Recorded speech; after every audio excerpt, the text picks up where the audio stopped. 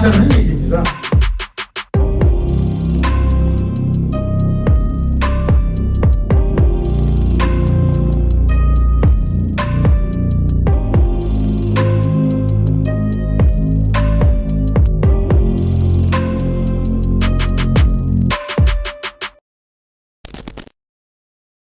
반 히데유키 선생이라고 있어요. 이분은 이제 일본 시민 원자력 자료 정보실을 운영하고 계신데 원래 핵공학을 전공하시고 원자력 분야에 종사를 하셨던 분입니다. 이분이 이제 말씀하신 내용을 보면 일본 어업 협동조합 연합회라는 데가 있어요. 그걸 간단히 얘기하면 전국 어연, 후쿠시마 어연 이런 식으로 돼 있는데 전국 어연과 문서로 정부가 합의 없이는 배출하지 않는다라고 약정 문서가 있더라고요. 그게 지금 완전히 정부 측에서 무시가 되고 하고 있고 후쿠시마 현내에 지자체들이 있어요.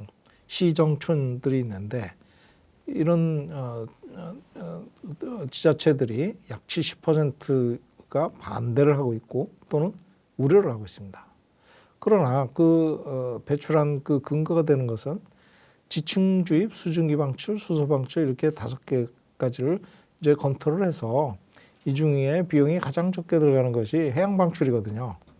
그래서 해양 방출로 결정을 했습니다. 이것은 이제 지금 현재 해양 방출로 이제 결정을 하면서 유지비와 감시 비용, 배상 비용 약 800억엔 기금 들어간다고 합니다. 그래서 이해 활동 위탁비 플러스 알파 뭐 이런 것들 다 고려하니까 430억엔이 들어가는 그런 얘기가 나왔거든요. 그럼 앞으로 이것도 이게 이제 4년간이니까 약 10배 한다 그러면 4조 이상이 해양 방출로 비용이 발생이 될 것으로 예상이 됩니다. 결국 해양 방출도 싼 것이 아니다. 이렇게 볼 수가 있습니다. 그것은 간접 비용, 사회 간접 비용이 소요되기 때문입니다. 직접적인 어떤 인건비나 자재비 이런 거는 얼마 안 들어가도 결국 이에 따라서 배상 비용이나 감시, 이해활동 위탁, 뭐 유지비, 또 3자 검증 뭐 이런 것들 다 복잡하게 들어가니까 결국은 해양 방출이 그래 싸지 않다. 결국은 그 정도로 하면서 환경 피해를 유발하면서 이런 어리석은 결정을 내리고 있어서 참으로 안타깝다 이렇게 말씀드릴 수가 있습니다. 그러면 반 히데요키 선생님께서 하신 그 얘기를 한번 잠깐 좀 들어보도록 하겠습니다. 経済産業省と東京電力が漁業者団体全国の漁業者協同組合連合会、全漁連って言ってますけどとそれから福島県の漁連県漁連と関係者の理解なしには処分を行わないという約束の文書を取り交わしています。で現在も漁連の人たちは反対を続けているという状態です。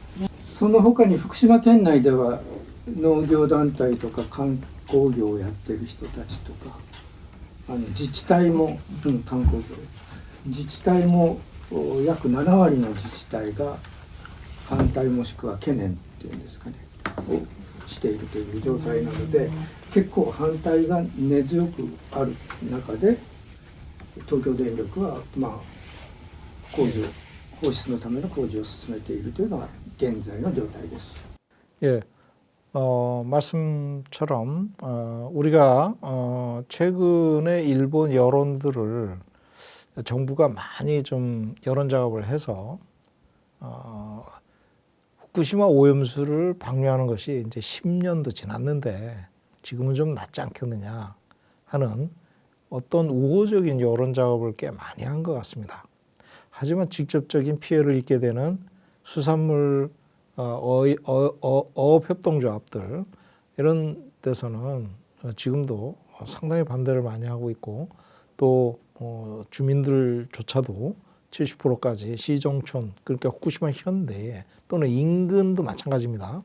이런 데가 전체적으로 한 70% 반대를 하고 있기 때문에 아마 이 오염수 방류는 정부의 결정이라 하더라도 지역 주민들의 상당한 그 반감을 불러일으키고 있고 또 반대 활동을 하고 있기 때문에 저희들은 그렇습니다. 이런 후쿠시마현과 미야기현 이 주변 지역 그 반대하는 주민들 또 정부가 아닌 야당 그 정치인들 이런 분들하고 같이 협력을 해서 움직여 줄 수가 있을 것 같아요. 특히 일본은 지금까지 보면 외부에서 변화를 일으키지 내부적으로 자체적으로 어떻게 자율적으로 작동을 해서 올바르게 이렇게 가는 거는 굉장히 힘들거든요. 그래서 이런 문제는 가만히 놔두면 방류하는 쪽으로 결국은 무조건 가게 돼 있습니다. 그래서 이런 것들을 강력하게 틀어막을 수 있는 방법은 외부의 입김인데 그중에 한국이 가장 강력한 입김이 될 수가 있다. 태평양 18개 도서국 포럼도 강력한 역할을 했습니다. 그래서 한국이 이런 특히 야당 중심으로라도 이런 역할들을 좀 강력하게 해서 정부 차원에서 지금 외교력이 너무 약해가지고 일본에 끌려가는 그런 현장인데 이런 것들을 우리 시민사회가 적극적으로 나서서 협조하고 같이 힘을 모아가지고 대응을 해나가는 그런 측면에서 이번에 일본을 방문한 물론 야당만 갔습니다. 민주당의 그 네 분 국회의원들 모두 참 훌륭한 일을 하셨다 이렇게 저는 생각이 됩니다. 마침 갔을 때 그 뭐죠 그 지자체 선거가 있어서 정치인들과 좀 접촉을 좀 못했습니다만 하여간 어쨌든 향후에 서로 그런 긴밀한 협력이 예상이 됩니다. 그래서 우리가 어떻게 하느냐에 일본의 방류를 막을 수 있느냐 없느냐 결정될 수가 있다 이렇게 생각합니다. 그 다음 말씀을 또 들어보겠습니다. そうすると逆に言うとその2050年に廃炉が終わらなければ汚染水の放出はもっと続くということなんです。で2050年に廃炉が終わるというのは大体誰も信じてなくってもっと時間がかかるというので汚染水の放出もさらに長く続くだろうと私は見ているんですけど、東京電力の机の上の計画通りにはいかないだろうということですね。 2050년에 이제 폐로가 될 거니까 그 전까지 30년 동안 오염수를 방출하면 된다 이런 얘기지만 지금 반 히데요키 선생님 얘기는 2050년에 폐로가 되리라는 걸 누가 장담할 수 있느냐는 거죠. 그 안에 방사선이 나오고 있는 해결료가 있는데 그거를 지금 막 건드리지도 못하고 있는 상황이잖아요. 그래서 건드리지도 못하는데 어떻게 해체가 되냐. 해결료 끄집어내야 오염원이 없어지는 거거든요. 그런데 그 해결료 녹은 거를 지금 건드리지도 못하고 있는데 2050년까지 건드릴 수 있다는 보장도 없거든요.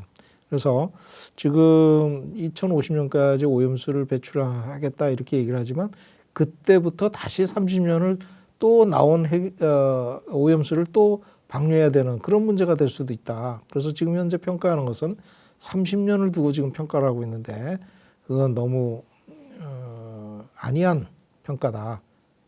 지금 그걸 또 IAEA가 검토를 하고 있죠. 그래서 상당히 우려되는 그런 상황으로 볼 수가 있습니다. 그다음 또 말씀을 들어보겠습니다.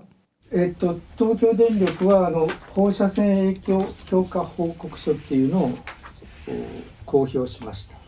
でそれはさっき言った10個のタンク代表的なものを10個のタンク群を3つ持ってきてみんな基準はクリアしているタンクそれを持ってきてそれによるそれを放出した場合に、どういう影響が与えるのかという評価をして、非常に少ない被曝線量だ、それは1年だけの評価なんですね。だから30年続く全体の評価というのはしていない。 반 히데요키 선생님 굉장히 중요한 지적을 하고 계십니다. 방사 환경 영향 평가를 할 때 핵종이 어떤 게 있느냐 그런 것들을 확정을 지어야 됩니다. 배출할 때 그 안에 어떤 핵종이 있느냐를 평가하는 것이 굉장히 중요한데 그 평가한 내용을 일부 이제 샘플을 해가지고 측정을 해야 되지 않습니까? 그러면 탱크가 1000개가 넘는데 그 중에 3개 탱크를 뽑아가지고 했다는 거예요. 3개 탱크. 그러면 1000개 중에 3개를 뽑았다는 거는 0.3% 정도밖에 안 되는 거 아니에요? 샘플링이. 최소한 몇 퍼센트는 돼야 될 것 같은데, 예? 그래야 대표성을 가지고 있지 않습니까? 근데 뭐 3개 탱크에서 그것도 오염수를 어떻게 채취했느냐 또 굉장히 중요해요. 왜냐하면 이게 오랫동안 쌓아놨기 때문에 상층부, 중층부, 하층부가 오염도가 달라집니다. 아래쪽은 진흙 같은 그런 뻘 같은 것들이 좀 더 많이 있을 거고 중간은 덜할 거고 상부는 좀 없을 거고 그럼 이거 샘플링 할 때 이거를 휘저어 가지고 균일하게 한 다음에 뽑았냐? 그것도 아니라는 거죠. 그래서 이 샘플한 그 데이터를 근거로 환경영향 평가를 했다는 것은 그 자체가 상당히 우려되는 모습을 보이고 있다. 이렇게 볼 수가 있습니다. 그 다음 말씀 들어보시죠. ここで僕が問題にしてるのはこのウランとかプルトニウム、そういう下の3つ、アメリシウム、こういう放射性物質が海へ流されるということです。こっちの放出量の評価は基準測定器が持っている検出限界というのがあるんだけど、でそれ以下のものはわからない。したがってそう。 핵종 중에 그 샘플링을 했는데 그나마 그 안에 들어가 있는 핵종 중에 플루토늄, 우라늄, 아메리슘 이런 것들이 굉장히 많다는 거예요. 이 핵종은 굉장히 무거운 원소인데 이런 것들이 방사성 붕괴가 일어나기 시작하면 여러 가지 핵종으로 바뀐다는 거예요. 우라늄 238 자체가 반감기를 거치면서 계속 다른 방사성 붕괴가 일어나면서 여러 가지 핵종들을 또 떨어져 나가고 바뀌고 막 그렇게 한다는 거예요. 그래가지고 그 안에 엄청나게 많은 핵종이 또 생기게 됩니다. 이거를 보여주고 있는 그림입니다. 그래서 우라늄 238이 끝까지 반감기가 이것도 어마어마하잖아요. 플루토늄 같은 240만 년 이런데 저것이 이제 중간중간 이렇게 이제 핵종이 바뀌고 아메리슘 241도 마찬가지고 이렇게 바뀌고 있고 그럼 굉장히 많은 핵종들을 또 생기게 딸 핵종들이 생기게 되는데 문제는 뭐냐? 우라늄 238, 플루토늄 239 핵종은 알파 핵종이에요. 알파 핵종.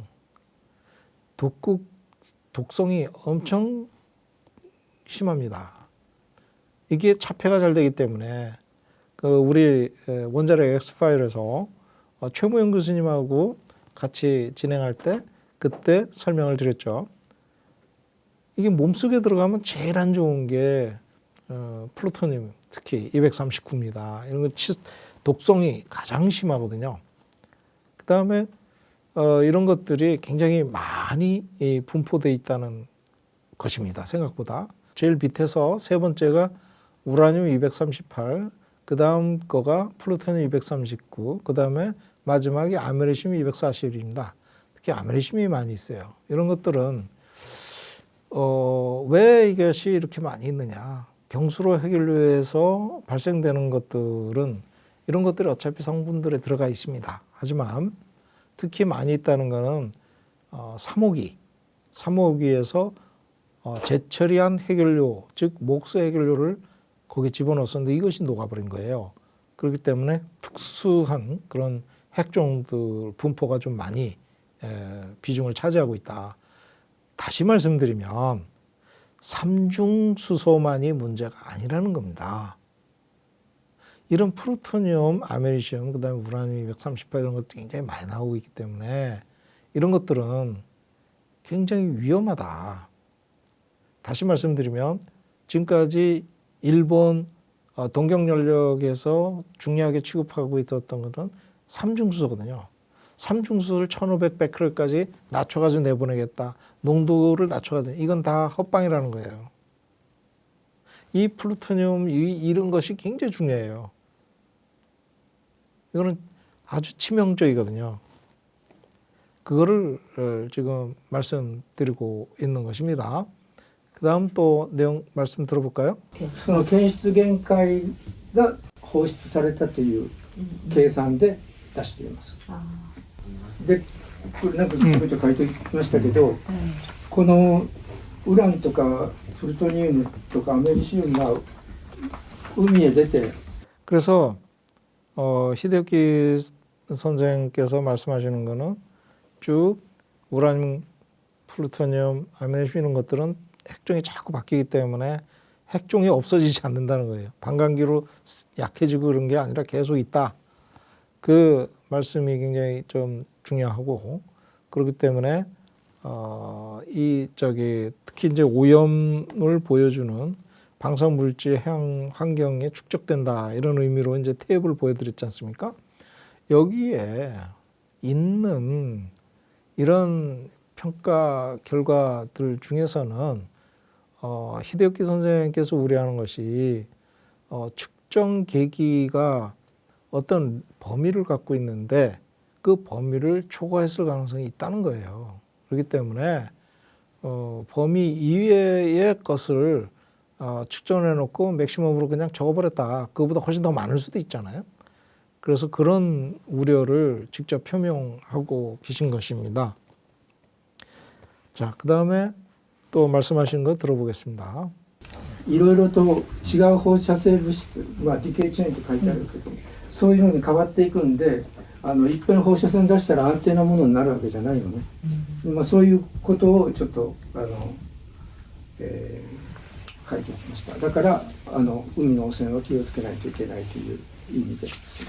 はい、次の問題は、そのさっきの放射線影響報告書東電のこれが海へ放出した場合に均一に薄く広がっていくという前提で計算をしているんですね。しかし海の中はいろんな懸濁物質って書いたけど、なんかいろんな小さい粒子とかいっぱいあって、それと放射性物質がくっついて沈殿をするということが考えられるし、海底の地形によってはこう流れていってもこの辺りに、예. 지금 우려하시는 거는 배출을 시켰을 때 그 이제 터널 끝단을 통해서 이제 배출하잖아요. 그러면 그놈이 균일하게 확산이 되지 않는다는 뜻입니다. 이것이 연하게 이렇게 지나갔듯이 간다 이런 뜻이고, 우리가 바다 위지만 어떤 기름 유출 사고가 났을 때 띠처럼 이렇게 쭉 흘러가는 그런 모습을 보잖아요. 마찬가지로 바닷속에서 방사능이 나올 때도 이게 띠처럼 이렇게 갈 가능성이 많다는 거고, 그 가장 근거로 54km인가? 원전에서 북쪽으로 50km가 넘는 지역에서 우럭이 그 방사능 오염된 물고기가 나왔다는 거 아니에요. 그러니까 이 50km가 상상이 됩니까? 상당히 먼 거리잖아요. 그런 데서 우럭이 방사능에 오염된 그런 물고기가 나왔다는 것은 시사하는 바가 굉장히 크다는 것이고, 이것이 그냥 원하는 대로 이렇게 흘러가는 게 아니라 국부적으로 이게 어디 또 협곡 같은 그런 때 이렇게 들어가서 쌓이거나 또는 거기에 농축이 된다든가 이런 현상을 보이고 있기 때문에 지금 방사환경 영향 평가에서 고려하고 있는, 즉 바깥으로 나가면 그냥 쫙 흩어질 것이다, 이렇게 확산이 될 것이다. 그거는 굉장히 옳지 않은 그런 사실과 다른 평가 내용이다, 이렇게 말씀하고 계신 것입니다. 예, 다음 또 한번 보겠습니다. よどみができて、そこに濃いところがたまる、放射性物質がたまるところができる、そういうことがあるはずなのに、それが評価をされていないということです。で、このさっき言った放射線影響評価は1060何機のタンクの中のわずか30機の優秀なタンクというかきれいなタンクをきちっと測ってこの基準超えているは超えているとして 예. 지금 말씀하신 거는 이제 굉장히 중요한 말씀인데요.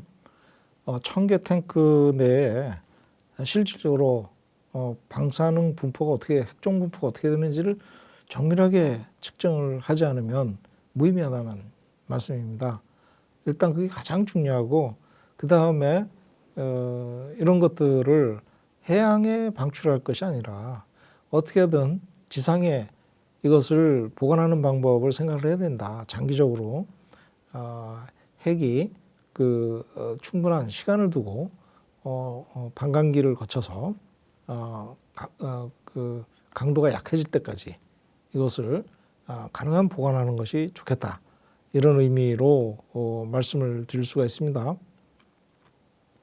특히 이제 내부 피포 문제가 이제 좀 굉장히 중요하죠. 사실 바닷속으로 들어갔을 때 이게 해양 생태계에 어떤 영향을 주고 그것이 사이클이 돌아서 인체에 어떤 영향을 줄 것인가 하는 것은 아직까지 전혀 해결이 안 되고 있거든요. 또 그거에 대한 규명이 안 되고 있다. 이렇게 볼 수가 있습니다.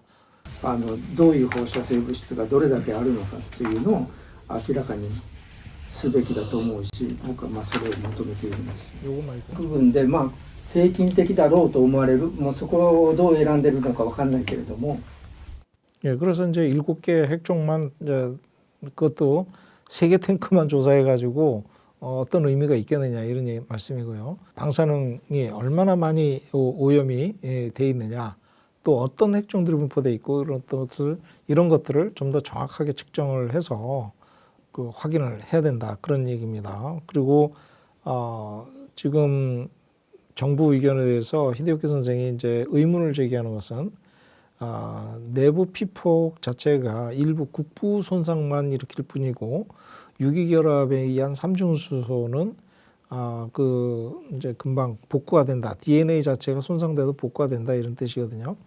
그렇게 주장을 하고 있지만 히데요키 선생은 체내 1년 이상 체류하는 경우도 있다. 이런 평가도 있다. 이런 얘기입니다. 또 생물 농축은 그게 이제 결국 OBT, 오가닉 바운드 트리튬 이래가지고 삼중수소가 DNA를 구성하고 있는 수소와 치환이 돼서 이것이 DNA를 손상시키고 기형 성장을 하게 하고, 이렇게 될 경우는 이제 이것이 생체에 아주 안 좋은 영향을 줄 수가 있기 때문에 그런 문제가 있다, 이렇게 얘기했지만 정부에서는 DNA는 손상되어도 복구가 된다, 이렇게 주장을 하고 있지만 이게 헬륨이다 이거지. 헬륨으로 바뀐다. 나중에 붕괴되면 헬륨으로 된다. 그래서 상당히 파괴력이 있다.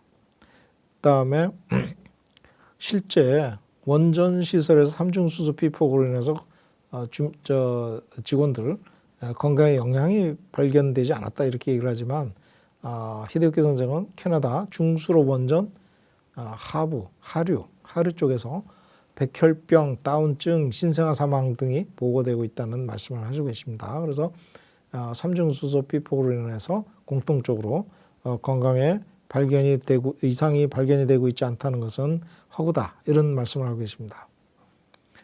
마지막 한 번 더 히데요키 선생님의 관련 말씀을 한번 들어보겠습니다. 最後の問題点ですけれども、これは放射性物質が生体濃縮をするということが評価をされていないということです。それで、そのことが書いてあります。で、トリチウムも濃縮をするし、セシウムやストロンチウムやプルトニウムなんかも体の中で生体濃縮していくそういうことが評価をされていないけど、そういうお魚を食べたりすれば私たちの被爆につながっていってしまう。そういうことがここには書いてあります。 예, 지금 히데요키 선생께서 얘기하신 그 생태 농축이 말씀하시는데, 큰 의미에서는 생태 농축이 이제 생체 농축으로 가져가는 거거든요. 그래서 무슨 말씀이냐면 이게 방사능 물질이 생체에 잘 달라붙어요. 그래가지고 플랑크톤이나 이런 것들이 달라붙을 때 그 물고기가 잡아먹으면 물고기의 체내에 이것이 쌓이고 아감이나라든가 이런 내장이나 이런 데 쌓이게 되고 그것이 몸속에서 이제 축적이 되면 이걸 더 큰 물고기가 잡아먹고 더 큰 물고기는 또 사람이 취식을 할 수 있는 거 아닙니까? 그래서 이렇게 이제 커다란 사이클에 결국은 정점에 난 인간이 체내에 방사능 피폭을 유발될 수가 있고 또 이것이 체내에 들어가면 점점 쌓인다는 것이에요. 문제는.